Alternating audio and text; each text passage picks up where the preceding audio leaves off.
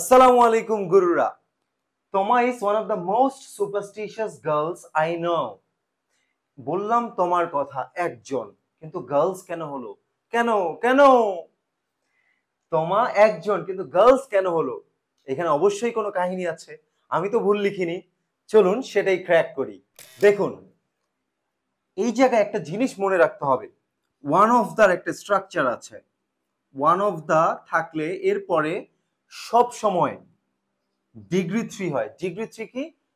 ডিগ্রিটা superlative form হয়, good, better, best. Superstitious মানে কি? এই সুপারস্টিশিয়াস শব্দের অর্থ কুসংস্কারাচ্ছন্ন, কুসংস্কারাচ্ছন্ন। তাহলে এখানে মনে রাখতে হবে ডিগ্রি 3, তাহলে মোস্ট সুপারস্টিশিয়াস হলো ডিগ্রি 3, আর এটা ডিগ্রি 2 কি? Comparative most superstitious. আর ডিগ্রি 1 পজিটিভ কি? Superstitious. Superstitious, most superstitious, most superstitious. তাহলে তোমা is one of the most superstitious. তাহলে ওয়ান অফ দ্যার পরে সব সময় ডিগ্রি 3 বসবে, এবং আরেকটা জিনিস সেটা হলো প্লুরাল, প্লুরাল নাউন অথবা প্রোনাউন বসবে। এটা আপনারা জাস্ট ব্রেইনে সেট করে নিন, ব্রেইনে সেট করে নিন। তাহলে ওয়ান অফ দ্যার পরে সবসময় ডিগ্রি 3 এবং প্লুরাল নাউন অথবা প্রোনাউন। তাহলে তোমা is one of the most superstitious girls, এই সূত্র অনুযায়ী গার্লস হলো। কিন্তু বুঝলাম ভাই, রুলস তো আছে, কিন্তু এটা আমরা বাস্তব জীবনে কিভাবে চিন্তা করব? এখন আই নো, মানে তোমা হলো আমি যতদূর জনকে চিনি তার মধ্যে মোস্ট সুপারস্টিশিয়াস গার্ল। এখন এটার ক্ষেত্রে নিয়মটা হলো, আপনি অনেকজন কুসংস্কারাচ্ছন্ন মেয়েকে কিংবা মানুষকে চেনেন, ঠিক আছে? অনেকজন চিনেন, তার মধ্যে একজন হলো তোমা, একজন হলো তোমা, এই জন্য তোমার তোমার পরে ইজ হয়েছে। একজনের কথা বলা হচ্ছে, এই জন্য তোমার পরে ইজ। কিন্তু আপনি তো চিনেন অনেকজন মেয়েকে, কুসংস্কারাচ্ছন্ন অনেকজন মেয়েকে চেনেন না?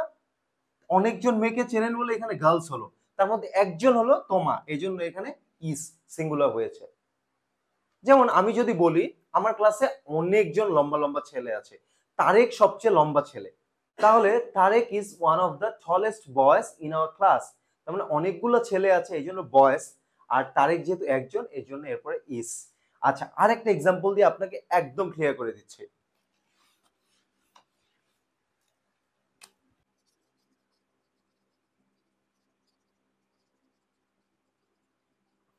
এইটা খুব ভালোভাবে লক্ষ্য করুন। এশিয়া, এশিয়াতে অনেকগুলো ডার্টিয়েস্ট সিটিস আছে, অনেকগুলা, তাই না? অনেকগুলা নোংরা শহর আছে, যেমন দিল্লি অনেক নোংরা। তাহলে ঢাকা হলো, ঢাকা একটা, এই জন্য ঢাকা ইজ। তাহলে ওয়ান অফ দা মানে কি? অনেকগুলা সিটির মধ্যে ঢাকা একটা, যেহেতু অনেকগুলো সিটি এই জন্য সিটিস, আর ঢাকা যেহেতু একটা এই জন্য ঢাকার পরে ইজ, আর ওয়ান অফ দা থাকলে যেমনটা বলছিলাম রুলসে চলে যাবে সিটিস। তাহলে one of the, Dhaka is one of the dirtiest cities in Asia. তাহলে আপনি আমাকে কমেন্ট করে ওয়ান অফ দা দিয়ে একটা দারুণ সেন্টেন্স মেক করে জানিয়ে দিন। আর এই ধরনের ভিডিও পেতে অবশ্যই ফলো কিংবা সাবস্ক্রাইব করুন। আল্লাহ হাফেজ।